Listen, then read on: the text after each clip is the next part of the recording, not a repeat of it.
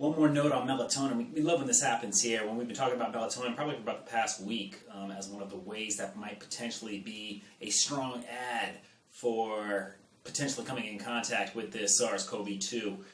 Whenever we see some information at the same time that kind of parallels this, we noticed this a couple weeks ago when we were talking about the antibody testing, and then we saw a story about it a few days later on the news. Melatonin, there's something that came to light, just a little reminder that we wanted to add before we move on to the next thing.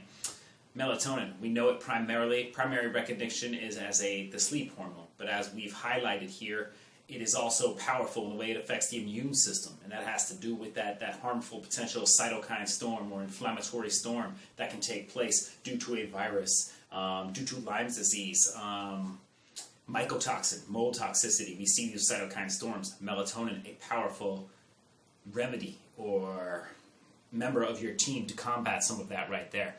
The other thing we want to know about melatonin too is just like that vitamin C, we want to make sure we're using the right form. Vitamin C, remember we talked about a liposomal form. Well, melatonin is no different.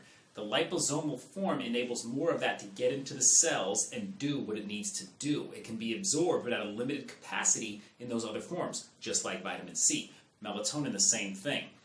Key aspect of this is as far as the brain goes. Melatonin can have key benefits in the brain, but it needs to cross that BBB, that blood-brain barrier.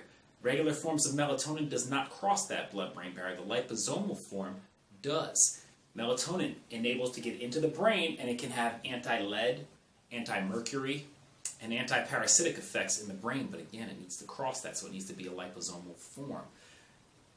Another thing about melatonin, doubling back to the sleep aspect of it, is an added bonus. You take this melatonin maybe for the immunomodulatory effects, maybe that was your primary goal, or to perpetuate some of these anti-parasitic, anti-lead, heavy metal toxicity effects like that. But how about the old school when it comes to sleep? We want to get better sleep. We need to get better sleep. When your brain reaches that stage of deep sleep, when you reach that stage of deep sleep, the brain can shrink as much as 60% at night. This creates more room and space in the brain to clear out some of the debris, the toxins that have accumulated there throughout the day, and it pumps it out via something called the glymphatic system. The glymphatic system is like the lymph system, which pumps out all the garbage in your body. The glymphatic is specific to the brain and the nervous system right there. It pumps out all the garbage at night, but you need to attain that deep sleep to get there. One way to help perpetuate that, melatonin, helps to clear that way out, empty out the brain. But again, if you want to get those melatogenous effects on the brain, it needs to be the liposomal form. So just a little end note to our melatonin chapter as we move on to the next one.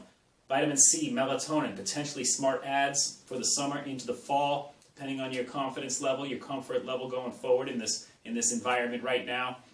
Liposomal forms, both. Liposomal, vitamin C, liposomal, melatonin. Keep moving, keep building, keep growing, keep living.